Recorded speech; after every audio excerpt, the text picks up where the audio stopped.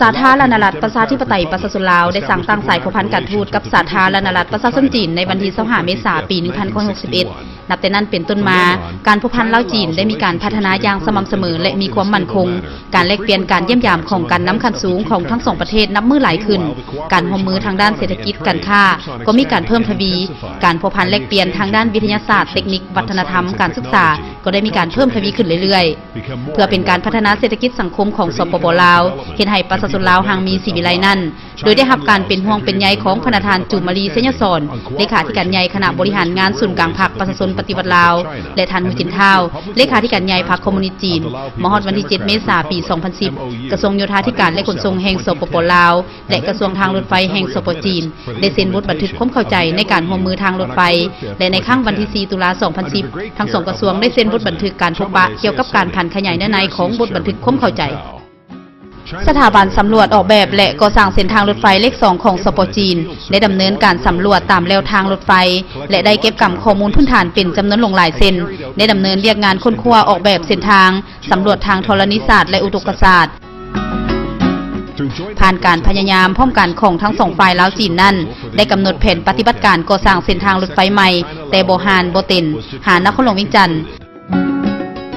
เส้นทางรถไฟดังกล่าวเป็นส่วนประกอบสำคัญของเส้นทางรถไฟสายกลางของเส้นทางรถไฟอาซีเส้นทางเส้นนี้เริ่มจากด่านชายแดนจีนลาวบ่ฮานบ่เต็นซึ่งภาคเหนือเริ่มแต่บ่เต็นและถึงจุดหมายปลายทางที่นครหลวงเวียงจันทน์ผ่านแขวงหลวงน้ำทาแขวงอุดมไซแขวงหลวงพะบางแขวงเวียงจันทน์และถึงจุดหมายปลายทางที่นครหลวงเวียงจันทน์เส้นทางรถไฟดังกล่าว 80% แม่นเขตผู้ดอยและผู้เพียงซึ่งเขตนี้เคยมีสัญญานามว่าเป็นกระดูกสันหลังของแหลมอินโดจีนภูมิสันฐานแม่นภาคเหนือสูงและภาคใต้ต่ำภาคเหนือเมืองไซเป็นเขตผู้ต่ำส่วนระยะแต่เมืองไซหาเมืองพนโฮงเป็นเขตผู้สูงและปานกลางสภาพภูมิประเทศลุกๆโนนๆลงสูงจากระดับน้ำทะเลเฉลี่ย 1,500 เมตรภูที่สูงที่สุดแม่นภูเบียสูง 2,820 เมตรแต่เมืองพนโฮงหานครหลวงเวียงจันทน์ยาวประมาณ80 กิโลเมตรเป็นทงเพียงและเขตโนนภูต่ำภูมิสันฐานหับเพียงกว้างขวางตานางเส้นทางหลวงค่อนข้างทันสมัยและมีพลเมืองหลาย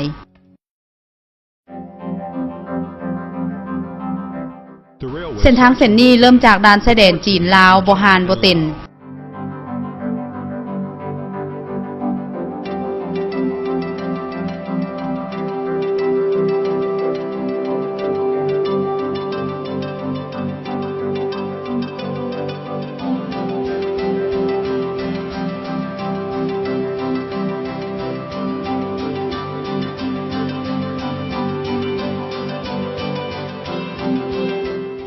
ผ่านนาเตยเขตเศรษฐกิจพิเศษแขวงหลวงน้ำทาเดินตามเส้นทางเลขที่ 13 เหนือถึงสถานีบ้านนาทงลอดผ่านอุโมงค์บ้านค้นหลวงยาว 9,260 เมตรถึงบ้านหัวน้ำ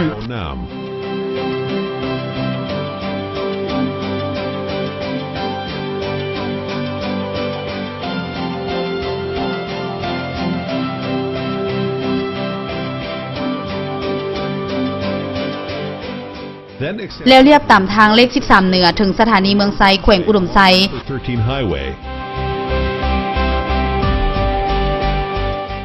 ออกจากสถานีเมืองไซแล้วลอดผ่านอุโมงค์ภูงวดยาว 7,820 เมตรเดินต่อตามน้ำนวลไปที่ใต้ฮอดสถานีบ้านนาโคกใต้ลอดผ่านอุโมงค์บ้านผู้เกลือยาว 8,790 เมตรฮอดสถานีห้วยผู้ลาย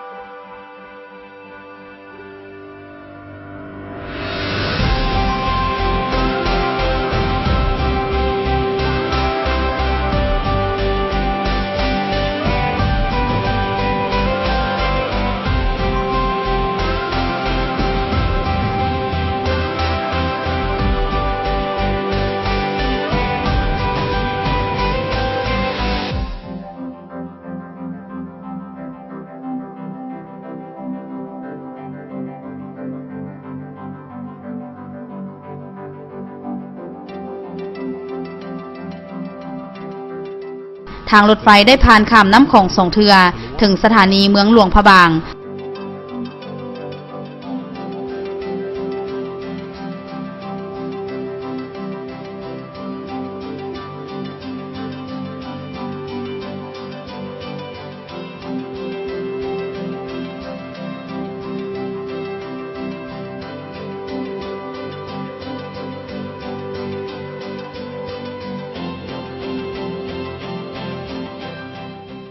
ผ่านเมืองเสียงเงินลอดผ่านอุโมงค์บ้านผู้หย่ายาว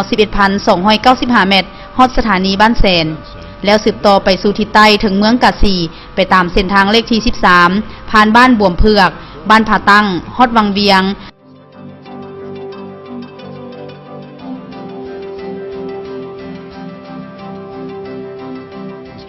ผ่านบ้านวังมน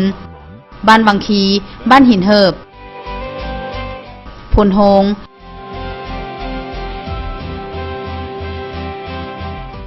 บ้านสก้า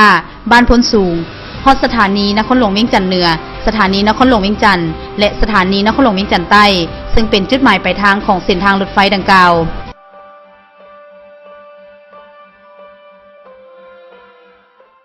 เส้นทางรถไฟดังกล่าวยาวทั้งหมด 421.243 กิโลเมตรเป็นเส้นเดียวและจงเงินไขไว้เพื่อก่อสร้างเส้นคูในอนาคตความไวของการออกแบบแมน200 กิโลเมตรต่อชั่วโมงเป็นมาตรฐานทันสมัยสากลเป็นเส้นทางรถไฟที่ร่วมการขนส่งโดยสารและสินค้าอยู่น้ำกันโครงการมีขวาทั้งหมด165แห่งยาว 92.6 กิโลเมตรอุโมงค์69แห่งยาว 186.9 กิโลเมตรขวาและอุโมงค์รวมยาว 279.5 กิโลเมตรรวม 66% ของรวงยาวเส้นทางและในเบื้องต้นจะสร้างสถานี21แห่งการก่อสร้างเส้นทางรถไฟลาวจีนได้สำเร็จนั้นถือว่าเป็นการประดิษฐ์สร้างอันยิ่งใหญ่ทางประวัติศาสตร์การคมนาคมของลาวพวกข้าพเจ้าเชื่อมั่นว่าโดยอยู่ใต้ความเอาใจใส่และการสนับสนุนของผู้นำลาวจีนโดยอาศัยเทคนิคและความสามารถของผู้เชี่ยวชาญของสองประเทศนั้นจะสามารถก่อสร้างเส้นทางรถไฟดังกล่าวกลายเป็นเส้นทางที่ประชาชนลาวไว้เนื้อเชื่อใจและมีความทันสมัยระดับสากลได้และสร้างพื้นฐานอันแน่นแกนเพื่อสุขยุเศรษฐกิจของลาวให้มีการพัฒนาอย่างก้าวกระโดดอย่างแน่นอน